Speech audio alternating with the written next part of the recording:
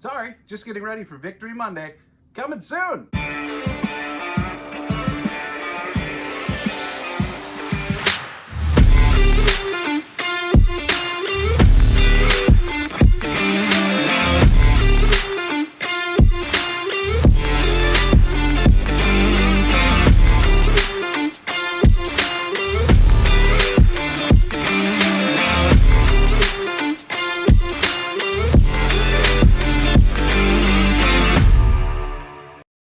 Welcome to Lombardi Time Brews. I am your host, John Del Rey. Thanks for joining us for another episode.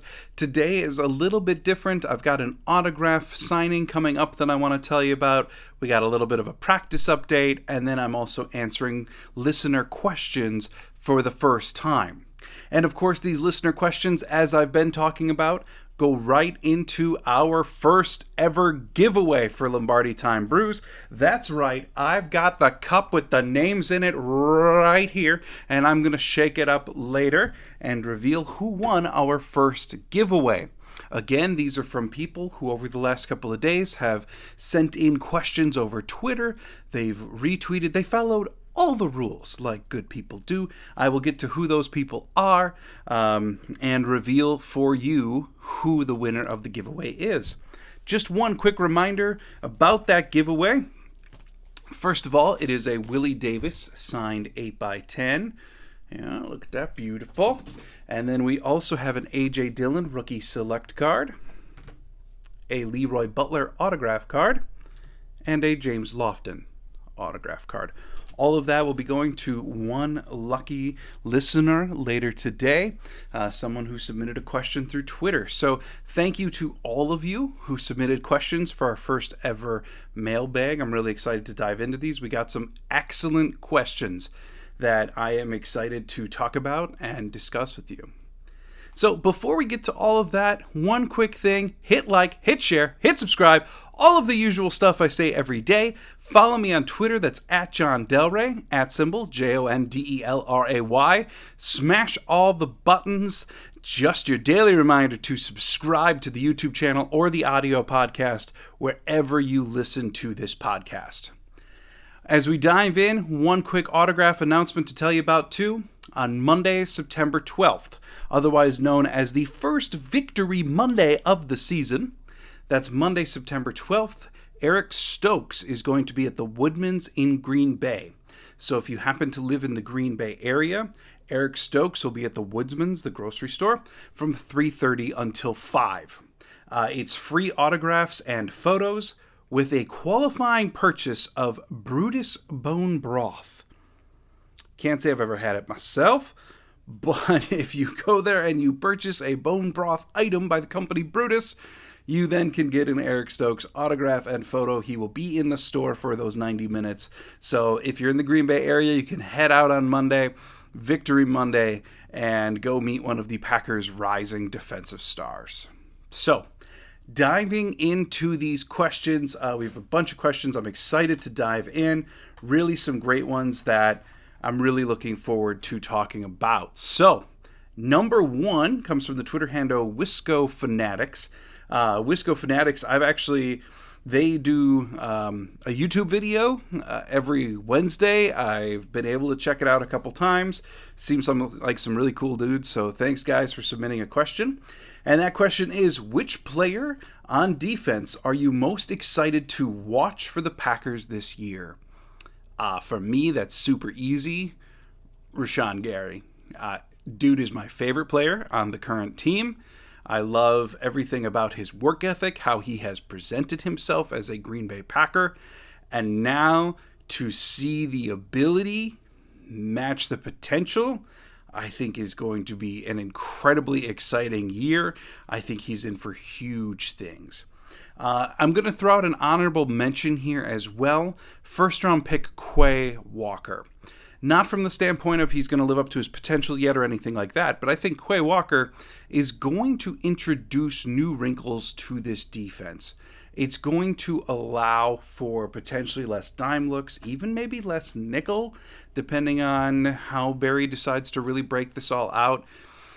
I do think Quay Walker, his sideline-to-sideline speed, his coverage ability, things that we have not seen at inside linebacker, especially the number 2 inside linebacker spot for a very long time, I think is going to change how Joe Barry is able to call a game. And I think Quay Walker's impact, even as a rookie, is going to be significant on the philosophy of the defense. So Rashawn Gary, from the few pure just flash type plays, I want to see his power, his strength. Quay Walker from the defensive philosophical side that will change how this defense plays. So number 2 comes from Twitter follower Matt Barks, who actually happens to live in New Zealand. I've really enjoyed talking to Matt a couple times over Twitter.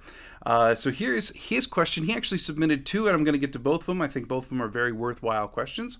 But question 1. Health of starters is paramount, but then so are reps. How confident do we feel with starters playing basically no snaps in the preseason to avoid injury, but balancing the fact that they are expected to just show up in week 1 and deliver? Or are they just that good? So Matt here is basically asking, Packers didn't really play starters in preseason. So how do we know that they're going to show up in week 1 essentially ready to go, right? Not necessarily well practiced. Of course they're well practiced, but how do you know after not taking hits, after not live tackling, after all of this, that you can just show up and do it? And your last question there, Matt, is, are they just that good? On some level, yeah. I mean, these guys have been tackling, have been hitting at an all-world level for the vast majority of their lives by this point.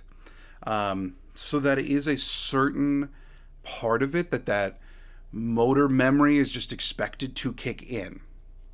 The starters did practice a ton in training camp, not necessarily with tackling a lot, but things like timing, routes, coordination of the offensive line, not necessarily hitting, but coordination of such, all have been dramatically rehearsed, practiced, given time to. The best prep that they had was realistically those inter-team scrimmages against the Saints as they were leading up to preseason game number 2. That's probably the most realistic in terms of live game action that the starters have seen. A number of the starters even talked about how beneficial that was for them. So it really is a balancing act. And LaFleur, very admittedly, has struggled with this as well. LaFleur even said leading up to the Chiefs preseason game that this is something they consider. He was very coy up until the game about who was going to play versus who wasn't. We know Aaron Rodgers doesn't feel as though it's necessary at all, but he's Aaron freaking Rodgers. So I think on some level, this is a new school way of doing things. Lombardi would never do this, but I think that this is a new school way of doing things where these guys can go through practice and then show up on game 1. If a lot of the concern is game 1 last year where they absolutely got thumped by the Saints, well, LaFleur talked this week about how it wasn't necessarily a lack of tackling, lack of contact, lack of snaps that led to the week 1 debacle. In a lot of ways, the Packers were just freaking gassed. It was a matter of their conditioning, especially playing in the heat that they did in week 1 last year. So to put an emphasis on that, LaFleur in camp this year emphasized running. A few of the veterans have said that they have never run in a training camp as much as they did this year. And so LaFleur is putting that into place to hopefully counteract the lack of actual game snaps.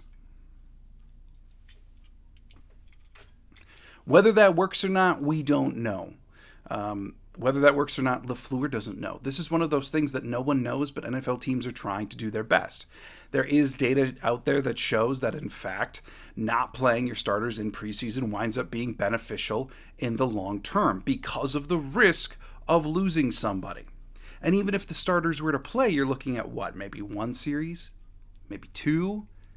So When you weigh all of these things, the Packers, like most teams, are quickly doing each year. There's more teams doing this, not playing the starters. I can't really blame them. It hasn't completely crushed them yet, if they're right about week 1, which we'll find out Sunday. The thing, honestly, that I worry about most is actually tackling. Now, the Packers last year tackled better than I've seen a Packers team in my entire life, bar maybe the mid-90s. But it feels illogical to think that these guys who need to tackle for a living can just not do it for months on end and then all of a sudden just do it, right? It seems counterintuitive, but we got to trust the teams who have way more data and way more resources than we do. So, number 3, an overseas Packer fan question, again from Matt Barks. If Green Bay tickets are basically all season passes and are passed to people in their wills, how on earth can anyone ever get a ticket if they just show up one week? Yeah, no, as a Packer fan who only lives an hour away, it's a pain in the butt.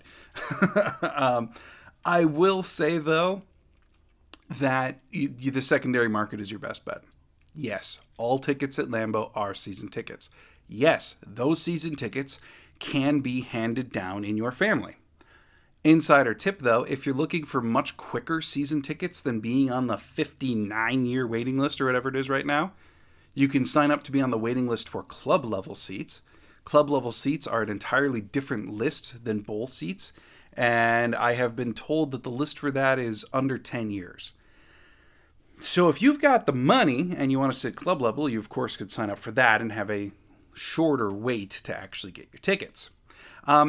Other than that, though, secondary market is your friend. StubHub, Ticket King, Ticketmaster, SeatGeek, all of the secondary market ticket vendors.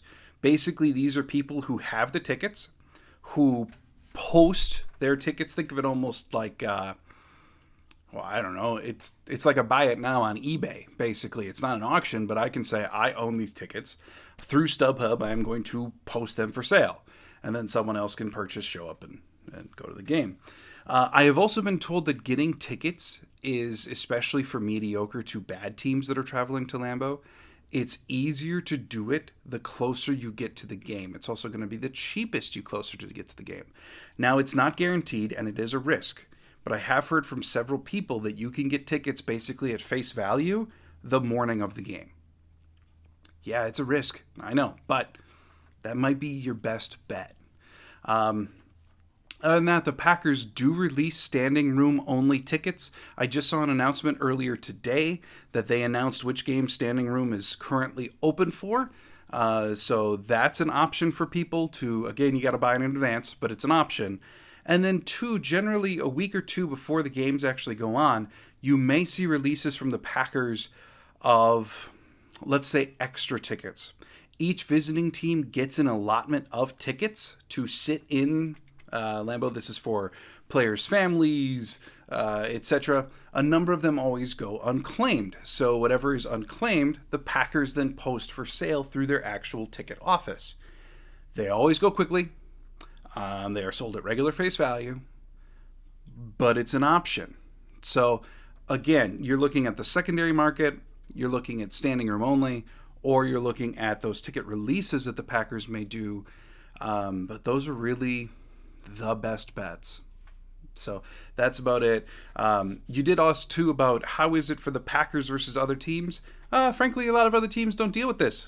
You can just show up. Just walk up to the ticket stand and buy a ticket. That would be nice. But, I know a team like the Broncos, who also has this predominantly season ticket owned stadium. They just implemented a couple years ago that they were going to be monitoring their seats, and any seats that were pretty much exclusively put up on the secondary market, they were going to revoke those season seats from the pass holder. They wanted people to hold their season tickets who were actually going to come to the game, not just hold season tickets so that they could sell. So I heard a rumor that Green Bay was looking at that. I don't think that's going to happen anytime soon. I don't think that gained any traction whatsoever. But in asking about other teams, I'd be remiss if I didn't say that Denver did implement that or at least severely explored that a couple years ago. The vast majority of other teams just don't deal with this. You can just walk up and buy a ticket. So, yeah, moving on to the next question. I absolutely love this question. This question comes from a very good friend of mine, Jim Graniker, who actually is going to be a contributor on the show soon. So Jim's not eligible for the giveaway. Sorry, Jim, I didn't tell you that when you gave me a question. But this is a fantastic question and one that I wanted to take a minute to explore. What modern era player within 20 years do you think would have fit in on a Lombardi era team? Work ethic, heart, character, Lombardi time, etc. Damn, that's a good question. And I had to think a lot about this one, and ultimately there's a few. And each one kind of has their own reasoning. Rashawn Gary for the absolute work ethic. Totally. I mean, let's keep in mind, too, that any of the modern Packers would be able to play back then because they're so much more physical. Players are bigger now, stronger, faster. And a lot of that has to do with the tech that we have, the performance regimen. These guys aren't selling cars or insurance in the offseason like even in Lombardi years a lot of guys did. But Rashawn Gary is just a worker. Like, we've heard the stories from former outside linebacker coach Mike Smith about Rashawn Gary messaging him at 11:30 at night about certain coverages and pass rush techniques. We've heard about Rashawn reaching out to other players while they're in the movie theater. Stuff like this. His work ethic is pretty well unparalleled on the team. Earlier this season, showing up for a mini camp that he did not have to be at. We see him in training camp leading drills for the other outside linebacker, even as a relatively young guy. His work ethic is unmatched, and I do think he would fit incredibly well on a Lombardi team in that way. Next player, Aaron Jones. Talk about character and versatility. We know back then players were expected to do a lot more, in that some of them played multiple positions. A fullback like Jim Taylor was basically just a running back. Yes, Jim Taylor blocked, but he also had to run quite a bit. Or how about Jerry Kramer being a kicker? Paul Hornick being a kicker. Like, players are just expected to do more components of the football game rather than just do one highly specialized position. Aaron Jones I bring up because of his pure versatility as both a running back and as a receiver. In the past, we have seen Aaron Jones actually split out wide and take wide receiver snaps, something I think is going to be a wrinkle in this year's offense pretty frequently. So his versatility gets him on the team. Number 3, Charles Woodson. You want to talk about elegance, grace on the football field, professionalism. Charles Woodson. To me, the character that he exudes, the leadership, would have fit in perfectly with the Lombardi team. Tramon Williams. A willingness to speak to the media, to be open, to be transparent, to be honest. And then his drive to succeed in the NFL. Tramon Williams is one of the best Packers success stories of the last 20 years. I talk about speaking to the media because he won several awards throughout his playing days given to him by the reporters for being the most open player. I believe they call it the Tom Mulhern Award. That's a big deal. Something that even though Lombardi wasn't always the most forthcoming with the media, he did have leaders on the team who were. And Tramon Williams could absolutely be that guy. Another guy of very high character, very high class. And then I have 2 that I put in for the same rationale. My final 2, I guess honorable mentions, if you will, but Mercedes Lewis and Alan Lazard. Both guys who are just willing to do whatever it takes. Mercedes Lewis, since he's come to Green Bay, has made no bones about it. He is here to be a blocking tight end who occasionally gets thrown the ball. Alan Lazard going to the coaches last year and saying, put me on special teams. Basically saying, I'm tired of them sucking, let me do it. And Alan Lazard, too, being one of the best run-blocking wide receivers in the league. Willing to do the stuff that doesn't show up in a box score that still can lead to your team's success. Buying into the overall mission of the team. So Mercedes Lewis, Alan Lazard, I think absolutely would do as well. So again, Rashawn Gary, Aaron Jones, Charles Woodson, Tremont Williams, Mercedes Lewis, Alan Lazard. I feel very comfortable that every one of them would be an excellent player, both in terms of culture, scheme, and fit in the Lombardi era teams. Question 5 comes from a listener named SpyCoffee456, who I know checks it out on YouTube. He said, who do you think will be Aaron's number 1 at season's end? And I got to go here with what is fairly obvious, Alan Lazard. In the 6 career games that Davante Adams did not play, but Alan Lazard did, he had 19 catches on only 23 targets, 302 yards, 2 touchdowns. Slightly underwhelming on the whole numbers, but they'd come earlier in Lazard's career. The last game that Lazard played without Adams came on September 27th, 2020. And in that game, Lazard had 6 catches for 146 yards and a touchdown. Now, that's a hell of a game. But ultimately, I think what we're going to see here, and I think this question is really trending towards, what about the rookie receivers? You know, is Lazard one now, and then by the end of the year, are we going to see Dobbs or Sammy Watkins or Christian Watson? Is it going to be someone new to the team or the rookies? Or is it going to stay Lazard? I think it's going to stay Lazard because he's going to be the consistent presence. We know that he is the one that Aaron trusts most to throw the ball to. So I think he's going to be that consistent guy. Who does Aaron turn to when he needs a play, like Davante used to be, like Cobb is to a certain degree? And then those rookies, the rookies especially, Romeo Dobbs, Christian, we're going to see them be the shot plays, like Jordy was young in his career, or MVS was, and then they kept on trying to make MVS more, and it just never came fully into fruition. But I think what we're going to see is that the trust on those shot plays may grow, and that we may see more of them throughout the course of the season. But still, standing there as your de facto number 1, Mr. Reliable, Mr. Consistent, will be Alan Lazard.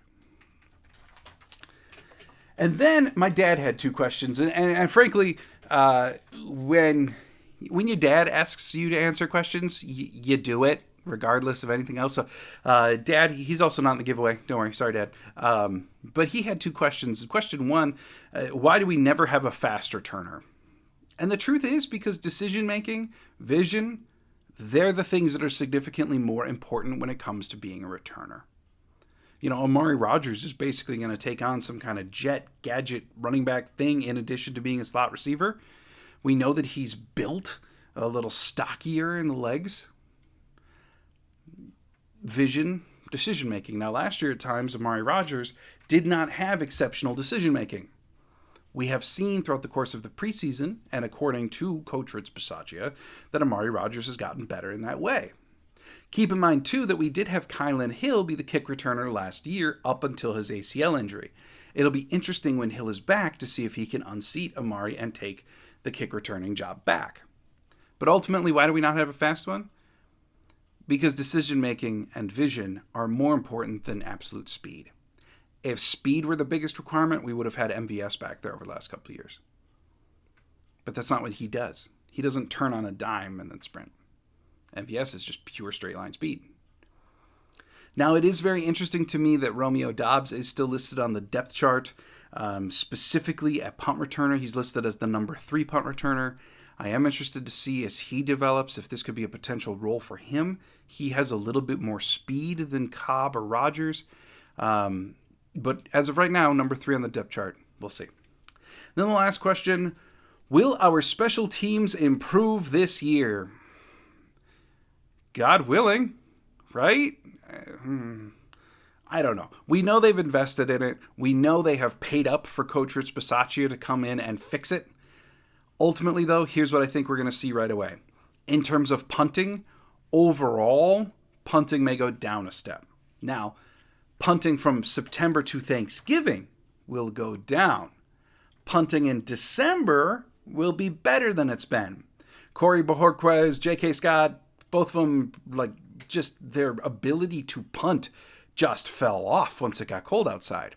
Pat O'Donnell, being an experienced punter in Chicago, we see from his advanced stats, that's not the case. He stays consistent no matter the weather. So I think what we're going to see is we won't see that drop off this year as the weather gets cold. Very excited for that. Now on field goals, is that going to get better? If the Packers are right, yes. If their attribution that the whole thing is on the operation between the long snapper, Holder, and Mason, if the long snapper and Holder are the ones who messed it up, then yes, we will be better. Because O'Donnell is a superior holder. Hopefully Jack Coco, who beat out Stephen Wordle for the long snapping job, is better at it too. We know he never had an errant snap in college when doing field goals. So here's hoping that field goals are better too. Coverage, kickoff coverage, punt coverage, I don't know. You would think so, right? Or else what was the point in putting an emphasis on it? The preseason didn't exactly raise hopes that high. Maybe. I don't know. No one knows right now. We're just hoping. And then the last thing, returning. Will returning be better? Yeah, I think it will. They've talked quite a bit about how Amari Rodgers has improved as a returner. He's making better decisions. He's seeing things better. Will it be amazing? Is this Devin Hester back there? No, absolutely not. Will it be steady to not screw it up? Yeah, that I think we can see. That I think is well within the realm of possibility. So, that's it for that now. Moving on to the giveaway. I have all of these submissions here. Some of you, actually, I'm just going to say it. What I did was all of these slips to fill up the jar more. I wrote everyone in here multiple times, an equal number of times, but everyone is in here multiple times, so that I can reach in and just take one. And whoever that winner is, I'm going to be DMing on Twitter, getting some address details, and then sending the giveaway to. So let's see who it is. I'm reaching in now. I'm going farther down. Yep, got to keep it on camera. No fun business going on here. Just me and my shareholder mug and sticking my hand in it. All right, I've got... Oh, nope, that's several of them. All right, here we go. I have one. All right, this is the one. This is the lucky winner. And it is Wisco Fanatic. Sorry. If you're on the audio podcast, you can't see this, but if you're on YouTube, yep, that's my terrible handwriting in reverse, but it does say Wisco Fanatic. So congratulations, guys. I'll be DMing you on Twitter with details about how we can meet up or how I can send to you the giveaway prizes. So thanks, everyone, for checking out the episode today. That's it for Lombardi Time Brews. I will be back a little bit earlier tomorrow. I got a doctor's appointment in the afternoon, so I'm going to be dropping tomorrow's video a little bit earlier as we look ahead to week 1 against the Minnesota Vikings. So thanks for checking out today's video. You go have yourself a great day.